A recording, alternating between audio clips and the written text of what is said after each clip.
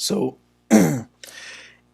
during the time period where I wasn't really streaming much here, at I want to say it was right during Christmas, going to New Year's. I did get sick. It wasn't COVID. It was the flu. All right, it was a really nasty flu that was going around. Right, it was about as nasty as the fact that the Bucks choked on the Cowboys on opening playoff game.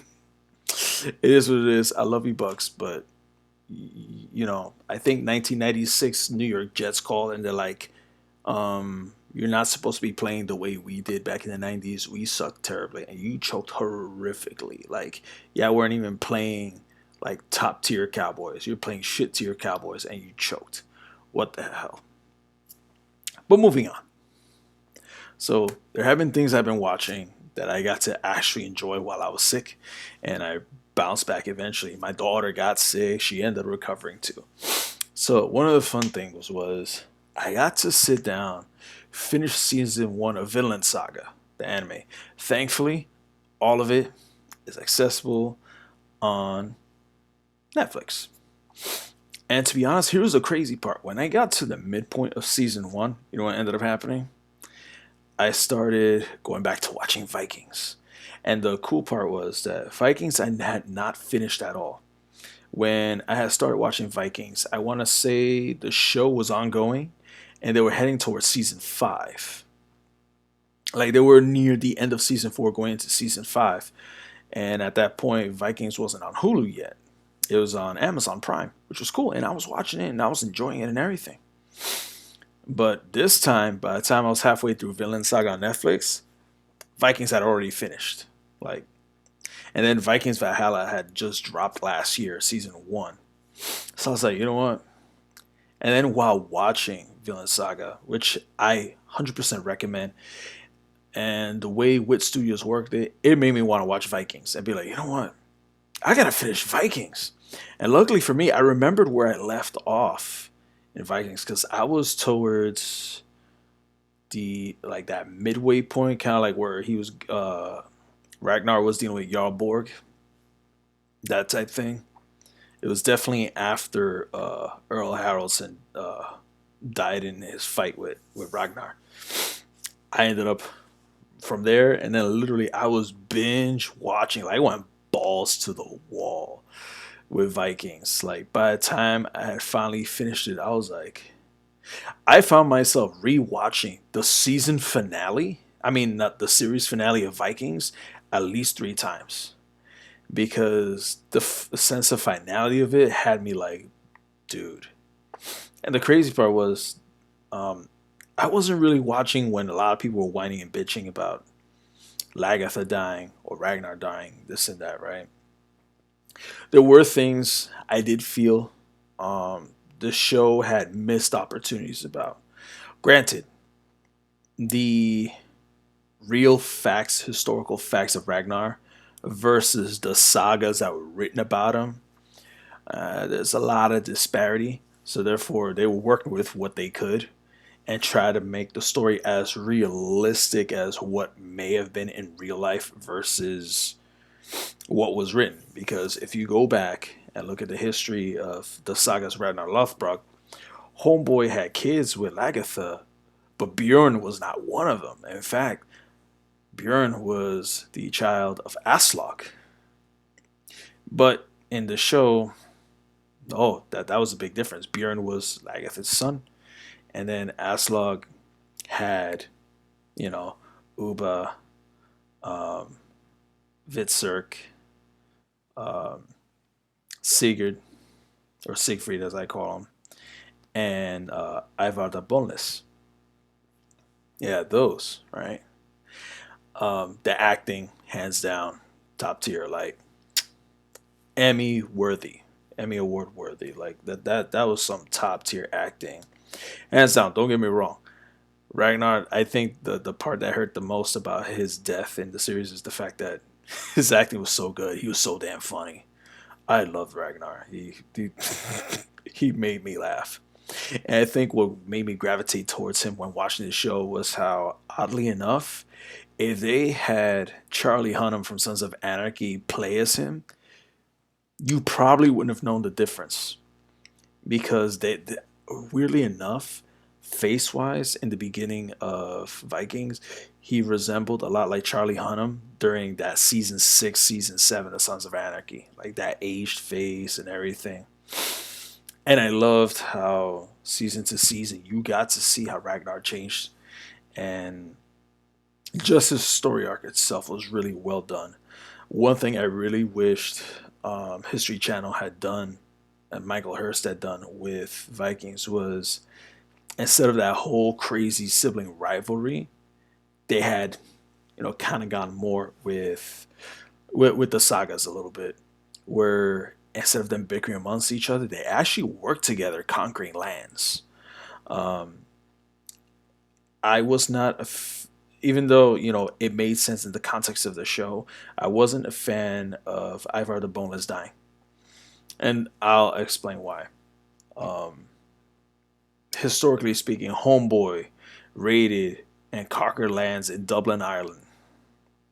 Like Homeboy had a thing for the Irish, bro. Like he had a thing. He also was known as the basically the King Killer, or as you know, as Seth Rollins would call himself when he was feuding with Triple H, the King Slayer. Like the dude was conquering like royal bloodlines and like pillaging like a mofo. And historically, he was not killed in battle the way he was at the show. Matter of fact, go ahead, look it up for yourself. There's actually really good videos on YouTube about the historical version of Ivar the Boneless. One, it was debated. He was probably 9 foot tall. He was a giant. He was not a cripple. He was actually very tall, but the brittle bone disease thing may have actually been a thing, and that's why they called him the boneless. Not that he was brittle, not that he couldn't walk or that he was impotent. He had kids, not one. He had multiple, but he'd have weak bones, and he was never killed in battle. Rather, one day he just dropped dead, and it was said that it may have been because of the disease that was crippling him, and eventually that was the end of him. Not him having a fight in in where he did and stuff. It was a very different outcome. Also, and this goes to my criticism of Vikings Valhalla. Um, Uba, obviously, he found himself in Newfoundland in North America, right? And there was a lot that happened with him. And even Witzerk, after he long renounced his Vikingship and everything, and he did die at the hands of Vikings, at the hands of Vikings in England, historically speaking. But Homeboy managed to have a legacy of his own as well. One thing I felt like Vikings did miss an opportunity on was the question of Harold Finehair when it came to his lineage, because the way things were written with Vikings going to Vikings Valhalla, you were given the impression that Prince Harold Sigerson isn't a descendant of Harold Finehair, but rather a descendant of Bjorn. Because if y'all remember what happened with Ingrid, Homegirl was knocked up before Harold Finehair did the thing on her. But historically, it is accurate that Prince Harold is a descendant of Harold Finehair.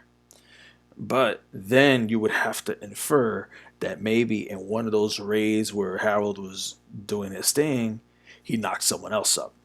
And then that's how you got the lineage where you got Prince Harold. Because, um, you know, the way things were between the Viking show and Vikings Valhalla, there was just too much where it's like, wait a minute, this dude really don't know whose lineage he's actually from, unless they were to go ahead and lost within that century between the end of Vikings and Valhalla. Other information that got caught, that got trapped in the middle of everything. Um, so there was that Lagertha. She was my waifu for life in that show, hands down. Catherine Pinnock. excellent actress. I freaking loved her. When she died, it sucked, but at the same time, it was like, look, it was already foretold she was gonna die at the hands of one of Ragnar's kids. And the irony, killed by the one tripping on shrooms and ale. Like, just shows you, do not be eating shrooms and get drunk at the same time. Not a good idea. And that was the funny thing about Vitzerk. And the funny part was the fact that it was all because he thought he saw Ivar as this man serpent, like Elden Ring status. Granted, all these things happened before Elden Ring, the game, ever came out. So let me not get too far ahead. I would say more of a Berserk reference because, you had a man serpent there in the Black Swordsman art. That's not here from there. Of all things, that is what led to the downfall of Lagertha, and completely by accident.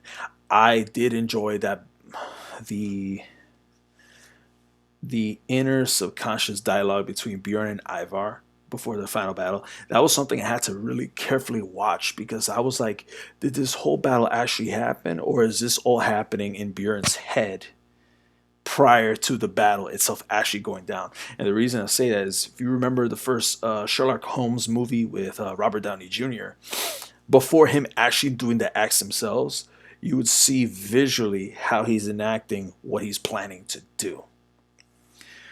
So I was thinking at first it was similar to that. But when actually watching it, I was like, mi madre. And for me, the crazy part was the fact that, like, Ivar just pops up out of the blue and straight up one shots Bjorn. I was like, like when I saw it, I was like, oh, damn. Like, I went in blind with the rest of the series for the simple fact that, like, one, I didn't really see anyone talk about it, within my social networks at all. Like, no one talked about Vikings. I was like, yeah, people missed out on a freaking dope ass show. Just like how I never saw anyone online talk about Sons of Anarchy. And then when I finally sat down and watched, I was like, well, goddamn. Right? So there's that. I loved when I got to see Lagertha finally give it to Aslog, and then the part was how she talked about how Aslog bewitched Ragnar, because I was like, are you sure about that? Because I was thinking in my head, I was like, I'm sure that wasn't the case. However, when I started rewatching Vikings like before bedtime, because now that's my show to watch when I'm going to bed, and I'm like, oh my god, how did I miss that the first time I watched the show? Because there was a part where the seer had told her about how Ragnar was in danger within the magical realm. And if you go back to reading about Aslog, in the sagas of Ragnar, she's a descendant of Siegfried, the one who killed Fafnir, the giant, Norse, Germanic Norse serpent or whatever. And she was known to always be very bewitching, even though she was very immature in some ways. And then when I went and looked back, I was like, Homegirl outwitted Ragnar and seduced him. Like, took advantage of his kindliness, his openness, his very childlike, adventurous nature, and managed to just bewitch him. So, what she told Aslog before she killed her, it made sense when I went back to watch from the beginning again. I was like, oh, how did I miss that? And then when it came to the conversation of Yalborg when talking with Rollo about how him and his brother used to even share the same women. And then when you go back to implication that Rollo was trying to make towards Bjorn that you may not genetically be Ragnar's kid, but rather you might be my kid, which we know was bullshit. We know this. But, I thought that was interesting too.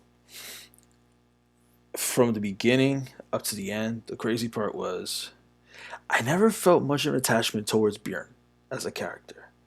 Uba, I felt ultimately was going to be the one to fulfill that which Ragnar wanted from the very beginning. Because Ragnar, one thing I found interesting, right?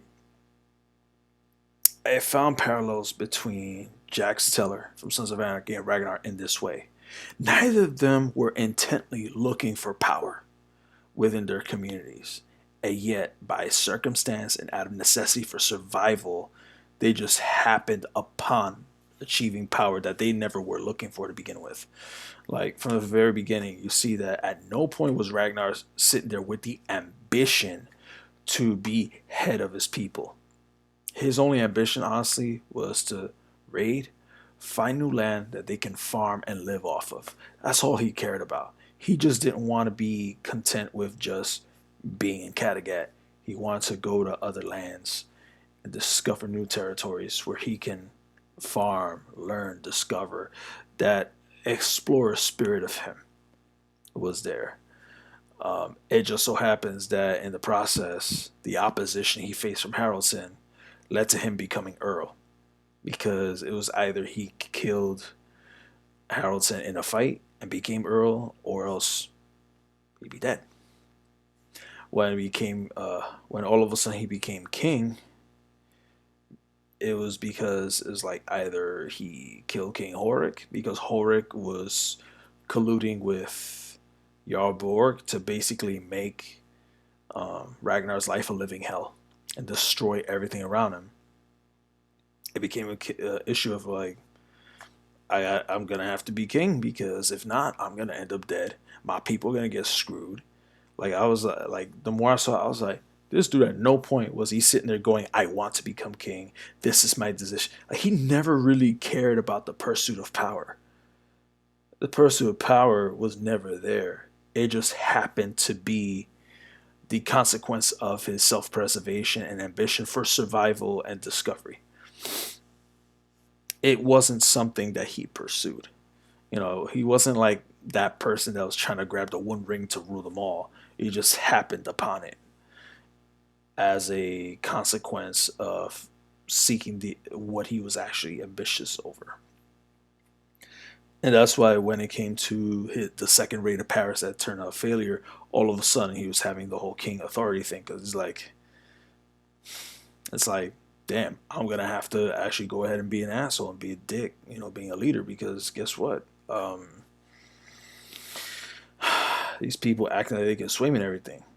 Granted, and at most of his time of being Earl and King, he was always democratic. It says of in terms of weighing his decisions based on listening to the feedback of his people. And it wasn't until the pressure of war and pressure of that second to last raid he did in Paris, where all of a sudden he's like, you know what? Normally I'm listening to everyone, but at this point I need to be the one to make a charge, make a choice, make a decision. And I'm gonna have to just go ahead and bypass everyone because we're at a point where it's like I can't sit here and wait things anymore. I'm gonna have to just execute, whether I like it or not, and that's what he did. Um, Similar to how in Sons of Anarchy, eventually Jax became president because his life was being put at risk by Clay, mainly because Clay had founded the fact that Jax was finding out the truth about his dad and about what really happened and about the overthrowing and the cucking that freaking Clay did to John Teller and the betrayal, by Gemma and all that other stuff. Like, of course, he eventually found out what his dad did to himself and that Clay wasn't actually responsible for what ultimately happened. But the thing was, it became a thing where it's like Jax had to get the gavel because, well, otherwise he was screwed. And it was going to be more opposition towards him from Clay and all the other things that were at work against him. And unfortunately, he ended up getting the gavel and then finding out that becoming a ruler of the club wasn't without the price of everything that comes with that power, you know, which is kind of like when Ragnar spoke to, I believe it was Bjorn or Ivar, when it came to talking about the pursuit of power. There was a similar conversation, kind of like how you can't just have the gavel and not get corrupted. There was a similar parallel, and again, that goes to why when it comes to like my favorite shows of all time when it comes to TV, it has been Sons of Anarchy and Vikings. There's a lot of parallels, even though there was more of a Hamlet thing with the story of Jax, whereas the story of Ragnar is a whole other thing. But their characters are very similar towards. So it was like I got a real good hold on this show, and this show has me almost easily as emotionally invested. I really loved it for that reason. Now, Vikings Valhalla, um, good show. My biggest gripe is the fact that um, the season runs are too short. That's honestly my biggest criticism because I look at the seasons of Vikings. I'm like, they're almost like 20 ish episodes deep per season, whereas Vikings Valhalla is only 8 episodes. Like, I'm sorry. Like, that's not enough. I'm sorry, Netflix, but that's not enough. Don't get me wrong. Acting is still good. Storytelling is still, you know, great. Um, there are some historical shenanigans involved, but nothing where it's like, oh my god, I'm dying over this. Um, like Earl Hakon, historically, is a white man. They made Earl Hakon into a black woman. Now, granted, I didn't really throw a fit about it because she was good. She was a good actress. She did a great job. But historically, it is not accurate. Now, what I will say is this: were there black Vikings during that time period? Oh, absolutely, absolutely. It was. I had to actually do some digging just to make sure that Netflix wasn't going completely, you know, doing what Netflix does for the sake of, cookies, brownie points or whatever you want to call it. Some people call it woke cookies. I don't know. I'm not all about that type of political jargon, but I will say this. Historically speaking, there were Africans that did travel to Scandinavia and immersed themselves in the Viking culture, assimilated with them, and got along with them just fine. And they weren't, they weren't like forced into those lands, but rather they voluntarily showed up there and traded, immersed with the culture, and even fought alongside, the Scandinavian white Vikings. Very, very different from, say, colonial America or transatlantic slave trade type stuff. Very, very different.